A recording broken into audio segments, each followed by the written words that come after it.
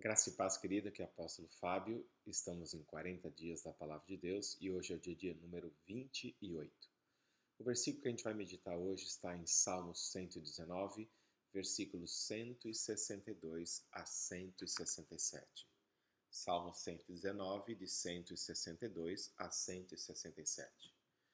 Diz assim: Eu me regozijo na tua promessa como alguém que encontra grandes espojos. Odeio e detesto a falsidade, mas amo a tua lei. 7 vezes por dia eu te louvo por causa das tuas ordenanças. Os que amam a tua lei desfrutam paz, e nada há que os faça tropeçar. Aguardo a tua salvação, Senhor, e pratico os teus mandamentos. Obedeço aos teus testemunhos e amo-os infinitamente. A palavra de Deus para nós, queridos, ela é um grande tesouro. E às vezes a gente está lendo a Bíblia ou a gente não lê porque a gente não descobre em Deus pelas experiências com Ele o tesouro precioso que nós temos. Não é à toa que você visita muitas casas, você vê várias pessoas em negócios que elas têm a Bíblia ali aberta, talvez no Salmo 91, mas se você perguntar para a pessoa, na verdade ela vai dizer que ela nunca leu ou ela lê muito pouco, porque na verdade para ela não faz sentido a palavra de Deus, porque ela não descobriu como sendo um tesouro precioso de bênção na vida dela. E eu quero trabalhar com você pensando assim em 3 aspectos da palavra.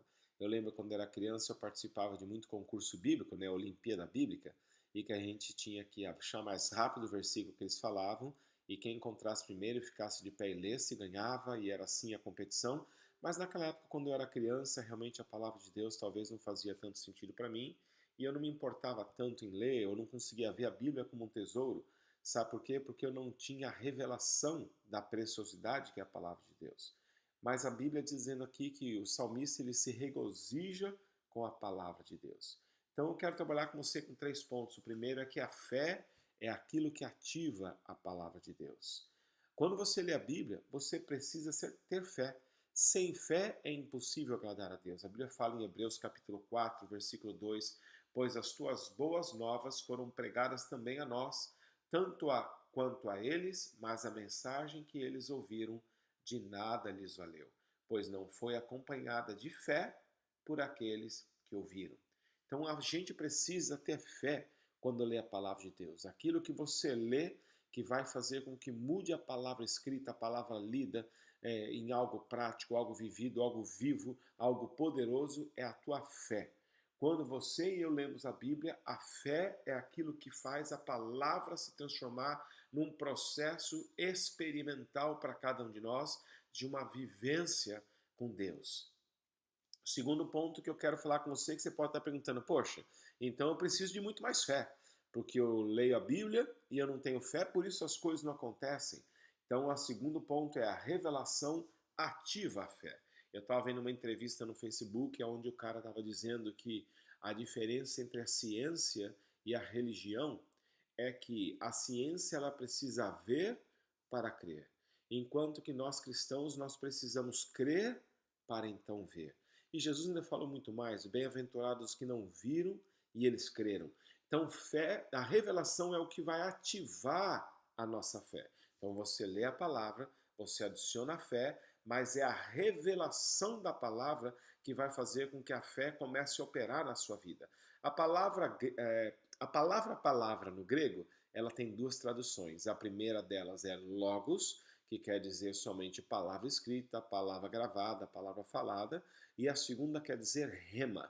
Rema é a tradução da palavra revelada. Imagine no caso de Maria, a mãe de Jesus. Quando o anjo veio conversar com ela, disse: Maria, você é bem-aventurada, você vai ter um filho e esse filho será Deus.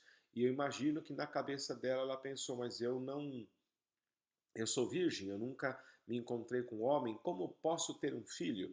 E o anjo falou para ela: o Espírito Santo vai vir como um vento, como o sopro de Deus sobre você, e você vai então se encontrar grávida do Espírito Santo e vai dar a luz a um filho que será o próprio Filho de Deus.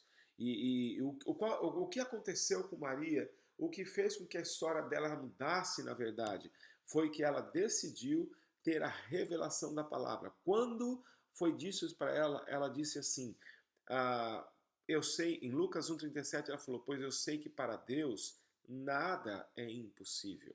A palavra nada no grego quer dizer não, rema, sem revelação. É somente uma palavra que não foi revelada.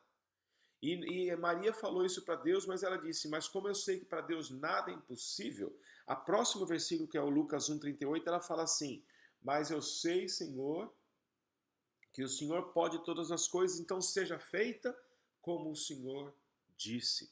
Então, essa segunda parte da declaração de Maria foi o que posicionou ela, foi o que ativou, foi a revelação que acrescentou fé à palavra que ela recebeu para que ela então não se encontrasse grávida do Espírito Santo e pudesse dar luz ao nascimento de Jesus. Então a Bíblia ela se torna viva para mim e para você quando nós juntamos a palavra com a fé, mas temos que ter a revelação para isso funcionar. O terceiro ponto que eu quero compartilhar com você é que meditar na palavra é o que produz revelação. Então imagina ontem, nós tivemos um culto aqui, você foi ao culto, ou você foi no culto na sua igreja, ou você ouviu uma palavra, você leu, e durante todo o dia você vai ficar ruminando, você vai ficar meditando naquela palavra, você vai ficar buscando entendimento em Deus daquilo que você leu. Então se você for ao culto, você vai começar a pensar o que foi pregado, o que foi falado, o que chamou a minha atenção, o que é que Deus quer repartir e compartilhar comigo, o que desta palavra vai produzir uma mudança em mim, o que cativou os meus olhos quando eu li a palavra de Deus ontem na igreja. E aí você compartilha com uma pessoa da tua casa, da tua família, ou mesmo da igreja, do teu trabalho, e você fica o dia todo trazendo aquela palavra de volta, isso chama-se meditar. Nós já falamos sobre isso. Você medita na palavra quando a palavra foi dada, e você traz de volta essa palavra para você e você repensa novamente, você raciocina sobre aquele texto. Converse com as pessoas daquilo que você tem ouvido de Deus. Compartilhe de 40 dias na palavra de Deus. O quão bom tem sido para você. Esse passo de poder meditar vai produzir revelação. A revelação vai aumentar a sua fé, e a fé daquilo que você leu na palavra, então vai operar e você vai ser um testemunho vivo dos milagres que Deus tem. E eu quero terminar dizendo para você aquilo que nós já lemos também em Josué, capítulo 1, versículo 8, que Deus falou para Josué, que a minha palavra não se afaste no coração. Em nenhum momento que você, meu querido, minha querida, você permita que a palavra de Deus seja afastada do teu coração, da tua mente, do teu dia a dia.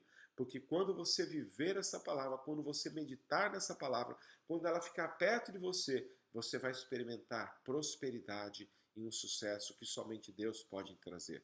Talvez você pense, poxa, mas eu já sou próspero, sou rico, eu nem preciso, talvez, dessa expressão de Deus. Isso não é verdade. Você não imagina o que Deus tem reservado para você. Eu quero abençoar você, tua casa e sua família, declarar um tempo precioso de Deus, que você viva a melhor semana da tua história. Nós começamos hoje mais uma semana de 40 dias na palavra, estamos na 5ª semana hoje, e eu quero abençoar você com um tempo de vida. Olha, um beijo no coração, graça e paz, Deus te abençoe, e nos vemos no próximo vídeo. Shalom.